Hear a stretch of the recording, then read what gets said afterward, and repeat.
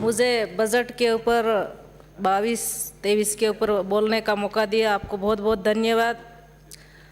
सभापति महोदय, आज राजस्थान की जनता इस बजट के ऊपर बहुत शानदार बजट दिया, उसके ऊपर बहुत धन्यवाद देते हैं कि सभी वर्ग इसके ऊपर मुझे बोलने का आपने मौका दिया। मैं धन्यवाद देती हूं कि जिस तरह से आज हमारे राजस्थान के मुख्यमंत्री ने जो बजट पेश किया है, उस बजट के ऊपर सभी वर्ग का ध्यान उन्होंने रखा और सभी आज राजस्थान नहीं पूरा देश इसके हमारे गांधीवादी जो नेता है उनके ऊपर जो तस्वीरें लेके ऐसा लग रहा है कि दीपावली होली मना रहे हैं और गुलाल मना रहे हैं कि जो आज तक कभी कोई भी सरकार आई होगी गई होगी, पर जिन सभी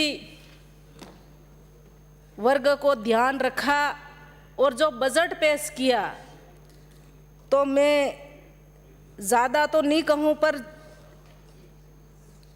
रेडियो के मार्फत, टीवियों के मार्फत और मोबाइलों में जो चला वो दिख रहा है। आज की तारीख में मेरे विधानसभा क्षेत्र में कन्या महाविद्यालय जो दिया, तो हम यहाँ से 8 बजे जैसे सदन से निकले और रात तक सबकी मोबाइल की घंटियाँ बजती रही और बधाइयाँ देते रहे और हजारों की संख्या में बालिकाओं ने उन्होंने रैलियाँ निकाली, पटाखे फोड़े और खुशियाँ मनाई।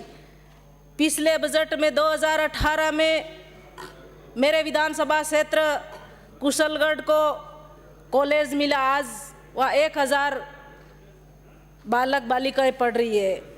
मेरे विधानसभा क्षेत्र में मध्य प्रदेश और गुजरात की बिल्कुल सीमा पे लगते हुआ है और बिल्कुल पिछड़ा हुआ है, तो हमारे राजस्थान के मुख्यमंत्री ने कन्या महाविद्यालय जो दिया, तो आज जो हमारे कुशलगढ़ की बालिकाएं जितनी खुशियां मना रही है, इतना उसका मैं उनको धन्यवाद दूं। जिस तरह से आज हमारे नरेगा का ले लो, तो नरेगा में नगर पालिका आज तक शहरी क्षेत्र को कभी फायदा मिलता नहीं था, तो उनके लिए भी इन्होंने 100 दिन कर दिए। तो आज शहरी क्षेत्र के भी लोग बहुत हमारे राजस्थान के मुख्यमंत्री को धन्यवाद दे रहे हैं। और जो गांव के जो जिस तरह से हमारे लोग थे उनका 100 दिन था तो 125 दिन कर दिया गया। तो हमारे जिस तरह से हमारे मुख्यमंत्री जी ने जो बजट पेश किया है, इस बजट के ऊपर जितना कहे इतना कम है। जिस तरह से हमारे सिंचाई के क्षेत्र में ले लो,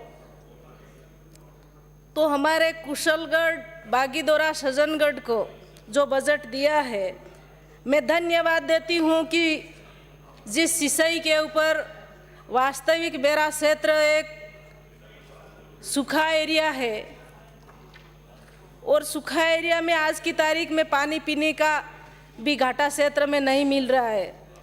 जिस तरह से टैंकरों के माध्यम से पानी पिलाया जाता है, तो उनको समय पे भुगतान नहीं करने के बाद टैंकर आज जो जिनके टेंडर होते हैं वो टेंडर नहीं डालते हैं, तो जनता बहुत परेशान होती है। अच्छा बजट दिया, पर मैं माननीय मुख्यमंत्री जी से मांग करती हूँ कि मेरा क्षेत्र बिल्कुल सूखा क्षेत्र है, इसको पेयजल से जोड़ा जाए और सिंचाई के माध्यम से कोई हमारा ऐसा कोई कोना नहीं रह जाए। आज की तारीख में जो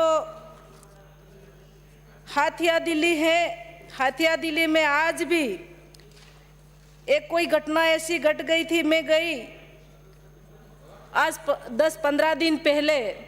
आज छोटे छोटे बच्चे, मात्र एक हेडपम्प चलता है, उस हेडपम्प के ऊपर बच्चे पानी पीने के लिए छोटे एक ट्यूब आता है, उस ट्यूब में भर के लाते। मैं एक स्कूल में जिस जगह में हाथिया दिल्ली में बैठी थी, बहुत समय हो गया था, तो वहाँ एक पानी भर के उन्होंने जो रखा, टीचरों ने उस पानी को हमने पिया। फिर टीचरों ने कहा कि मैम हम बहुत परेशान हैं, बच्चे भी पानी पीने के लिए इधर उधर दौड़ना पड़ता है। तो वहाँ वन विभाग का एरिया है, उस एरिया को वन विभाग से एनओसी दी जाए और छोटे छोटे अनिकट बनाए जाए, तो वहाँ के जानवर भी बहुत प्यास से मर रहे हैं। तो इसी तरह से मैं इसकी भी मांग करती हूँ। और एक अलग से जो कुशलगढ़ विधानसभा को जो घाटा क्षेत्र है और सूखा एरिया है, तो जिस जगह नहीं सिंचाई पानी नहीं पहुँच सकता, तो लिफ्ट के द्वारा इस जगह पानी पहुँचा जाए और इस मेरे कुशलगढ़ क्षेत्र को जोड़ा जाए। तो इसकी मैं मांग करती हूँ। मैं मेरे विधानसभा क्षेत्र में कुशलगढ़ के जो रोड के जो 5 करोड़ थे, उसको 10 करोड़ रुपये माननीय मुख्यमंत्री साहब ने जो दिया, मैं उनका धन्यवाद देती हूँ। पर जिस तरह से जो छोटे छोटे हैं, आज तक जो रोडें रह गई है, आज तक कभी आज़ादी के बाद एक बार वरसिंह भाई जीते थे, कभी कांग्रेस का विधायक कभी जीता नहीं है। साहब मैं कभी बोलती नहीं हूँ, मैं आज पहली बार खड़ी हुई हूँ। साहब मेरे को थोड़ा सा समय दे मुझे बोलने का। जिस तरह से आज आपका लिखा हुआ है, टेबल कर दें आप, जो भी आप जितना बोल सके 2 मिनट में उतना बोलें, बाकी टेबल कर दें आप। साहब 2 मिनट तो दो साहब, मैं तो 3 मिनट ही हुई है। 2 मिनट आप बोलिए, बोलने के बाद बच जाए वो आप टेबल कर देना। तो जिस तरह से ये छोटी छोटी जो सड़कें हैं रह गई हैं, तो अंधेश्वर से इटाला होता हुआ ये 5 किलोमीटर रोड है। छोटी सरवा से गानवन जाने वाला जो रोड है ये 7 किलोमीटर है। और टिमेड़ा से घाटा गडली और केला पानी को जोड़ने वाला ये करीब 7 किलोमीटर रोड है। इस रोड को की मैं मांग करती हूँ कि ये छोटे छोटे काम हैं। और जिस तरह से हमारे आए दिन बिल्कुल पहाड़ी एरिया है और आए दिन चोरी होती रहती है, और आपने पेपर में भी देखा है, तो वह एमपी की बिल्कुल सीमा पड़ती है। तो छोटी सरवा में चौकी खोलने की मांग करती हूँ।